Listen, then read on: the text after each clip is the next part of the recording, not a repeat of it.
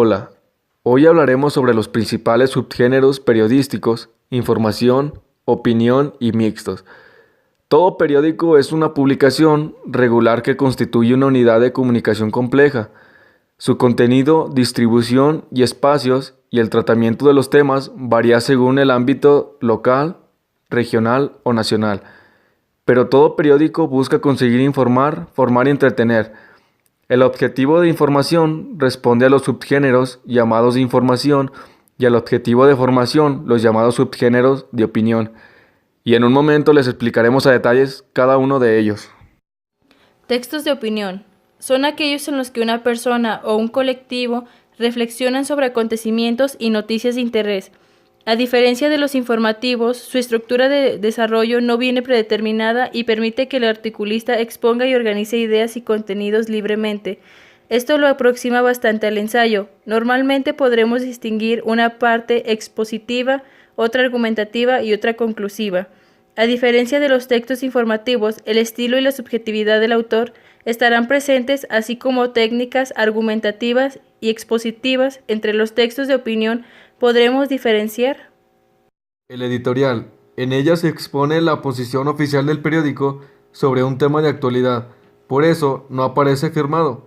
El responsable de las opiniones vertidas en él es, en la última instancia, el propio director.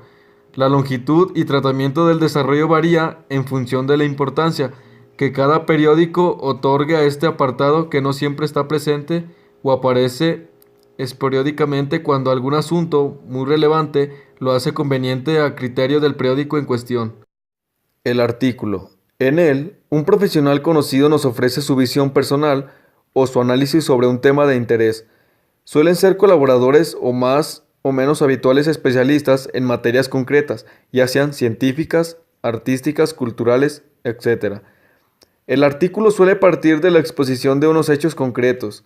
Su extensión también varía en función del tipo de artículo en que se trate y la sección en la que se inserte. La columna. Es idéntico al anterior, pero se denomina así porque aparece en un espacio fijo, diario o en fechas predeterminadas, lo que permite al lector realizar un seguimiento del columnista. Suelen reservarse a personas que por su prestigio personal o intelectual tienen seguidores propios con independencia de la línea editorial del periódico. Grandes autores han sido columnistas en diarios nacionales. La crítica. Consiste en una valoración de mediana o corta extensión sobre un evento, realizada por alguien especialista en el tema. Aparece firmada por quien la realiza. Algunos críticos son muy valorados y gozan de este prestigio, en sectores concretos o entre un público determinado. Cartas al director. Es una carta que cualquier lector dirige al periódico sobre un tema que haya despertado su interés.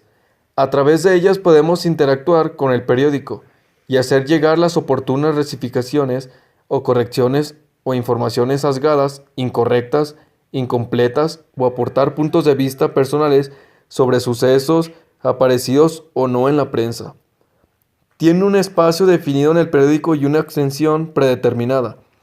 Para su publicación es requisito adjuntar fotocopia del carné e identidad para responsabilidad personal de las opiniones expresadas en la carta. Textos informativos. Son los que contienen información sobre sucesos recientes.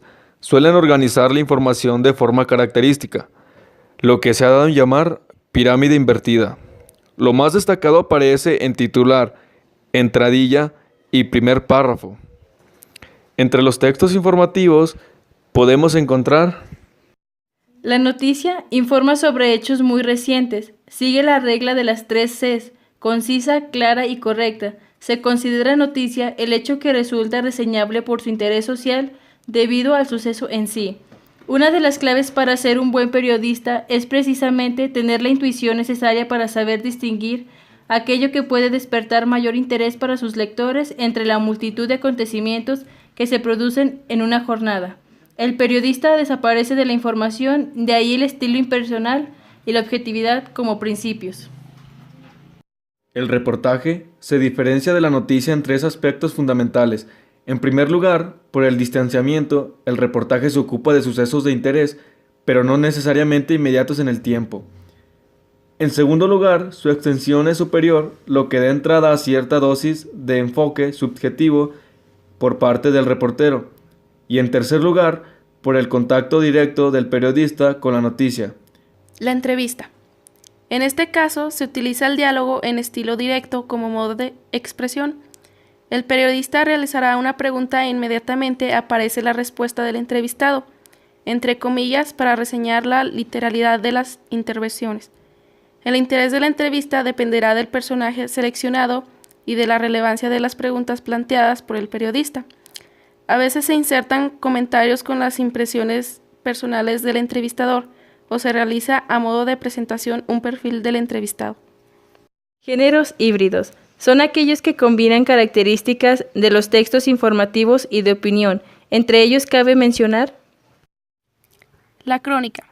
Se realiza sobre acontecimientos que han mantenido su interés en el tiempo desde un cierto distanciamiento, que permite una reflexión mejor informada donde se consideran los antecedentes que han dado lugar a los hechos y sus posibles repercusiones.